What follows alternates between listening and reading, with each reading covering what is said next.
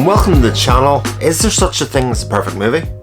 This was a question posed by a good friend of the channel and good friend of mine, Solitary Ronin, in a video that he did just at the weekend just past there, where he talked about the concept or idea of a perfect movie and whether there are any that exist, and if any do exist, well, what films are they? And as I was watching that video that Solitary Ronin did, obviously ideas and the synapses in the brain were firing to say, well, what do I consider to be a perfect film? Given the idea that the word perfect means without flaws, or that you would not change, which is a flawed premise to begin with. So with that in mind, what way was my brain conceptualizing perfect? And I come to the idea that movies, music, are all art forms, and art forms are there really to make you emote, both when you're watching, when you're involving yourself, when you're listening to, when you're enveloping yourself in. Books, films, TV, visual art all do the same thing. And a lot of the examples that I was coming up with, which I'll share with you, are films that made me feel exactly what either I needed to at the time or that the film wanted me to do. So what are good examples of that? Well, some, when I come up with themselves, were ones that immediately sprung to mind for me. Obvious example for most people, I think, would be The Thing. I mean, The Thing is a horror movie of sorts, but it's a horror movie that deals in the area of suspicion, getting you to doubt and cast doubt on all of the characters that are there. And right up to its very last second, it does exactly that. It wraps you in the world. It has to get you to invest in its time and energy in the world and come to the conclusion that I don't know who to trust. I don't know who's a good guy. I don't know who's a bad guy. And for that reason, it's seminal watching. It's why many consider it to be one of their favourite films. And for that reason, it could be perfect. There's also this one. Again, Ronan talked about this. This is Army of Shadows by Jean-Pierre Melville. It's a film about the French Resistance, World War II. It does this job of, again, getting you to feel fear as a member of the French Resistance. And I can only do that by creating a world so believable that you invest in totally as an individual. The level of acting has to be at a level that makes you believe that everything that happened there is of real peril and that there's real stakes. And Army of Shadows, for me, is one of those films that I would consider to be perfect. And in trying to pick perfect movies, I think it's important when I was trying to do this that I pick films that a lot of people would recognise. I've got one or two exceptions, as you'd imagine there, but and discuss the reasons that I think it'll be perfect. So how do you take the monster movie and elevate it or get it to the perfect level? Monster movies have been made from the 30s, 40s, even the 20s. They've always been there. And I've seen a recent piece by Roger Corman himself where he talks about one film in particular where he was coming from a place where he was making low budget monster movies, and all of a sudden the big boys of the big studios caught up and made their own version of a monster movie.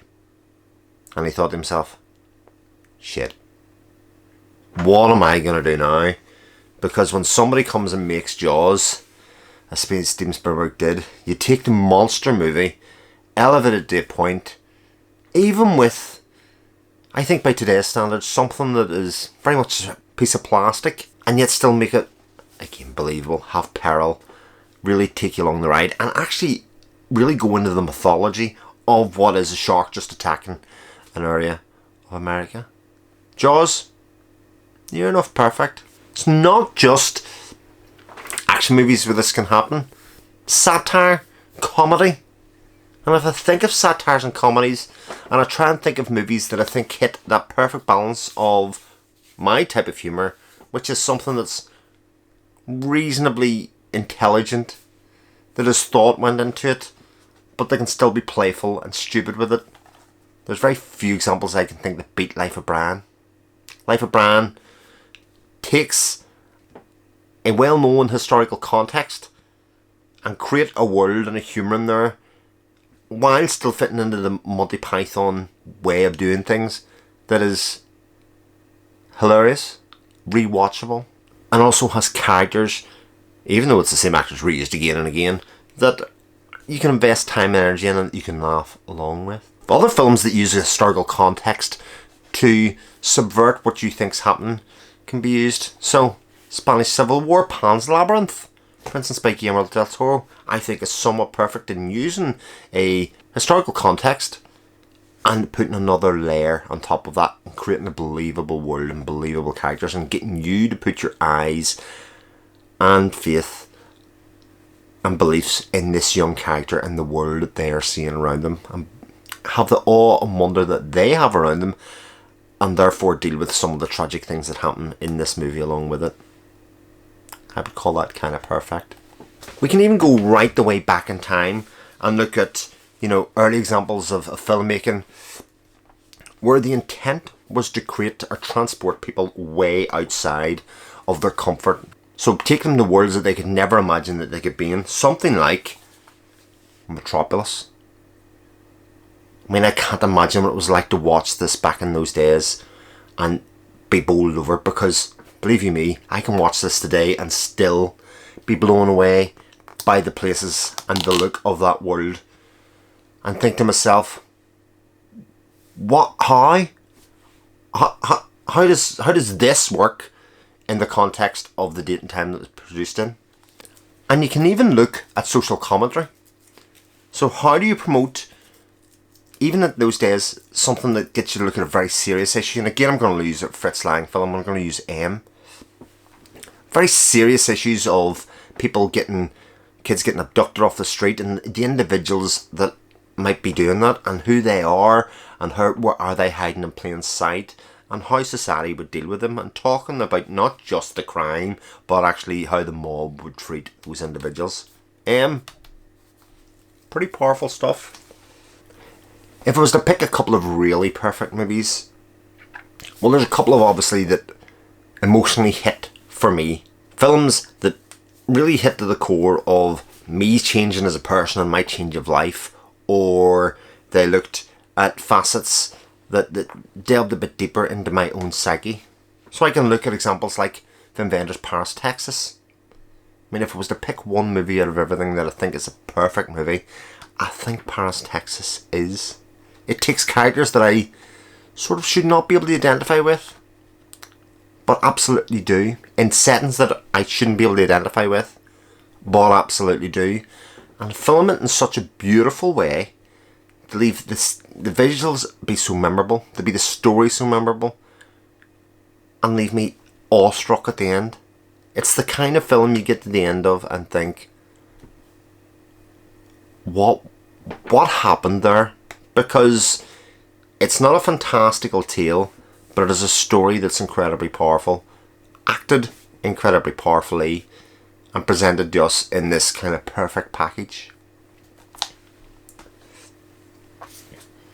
But ultimately, when I think about genres that lend themselves very well to perfect films, animation is one that springs to mind a lot.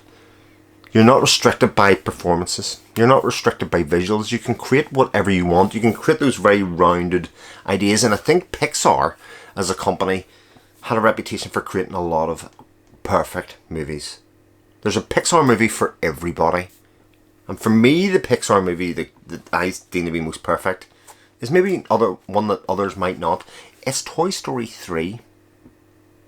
I was a new parent and I could see my children growing up. They were at that change of life where they were changing from being babies into people.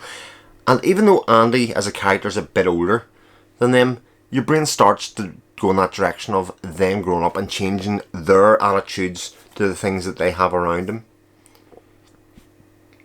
And the scene where the toys are in peril at the end is one that I could feel as an adult as much as my kids could when they were watching it with us in the cinema. It's an incredibly powerful film. I think the interrelationships between the characters, and then looking at the evil side and actually how you can make choices and how things happen to you and can change your outlook in life, can change you from somebody that's loving and caring to being something less so. Toy Story 3. Perfect. And I'd be remiss to talk about animation without talking about the Studio Ghibli films. And the one that I think of when I went to look for it, can't put my hand to, which worries me. Because it's another film again about change of life for me, and it's very much one. Well, my kids were very young at the time when we watched The Tale of My Neighbor Totoro. And May and Sasuke being two sisters, like I have two daughters that are close together, and who are battling their own demons and living in their own world and coping with that in the context of typical times. My Neighbor Totoro, as a family, is our family movie. I've talked about this before, but to me is perfect because it encapsulated a lot of hopes, dreams and fears that you have about your own kids and about how they'll fight for each other and how they'll be with each other going forward. It's what you hope and aspire they'll be, wrapped up in this fantastical world that I think needs to be seen to be really enjoyed.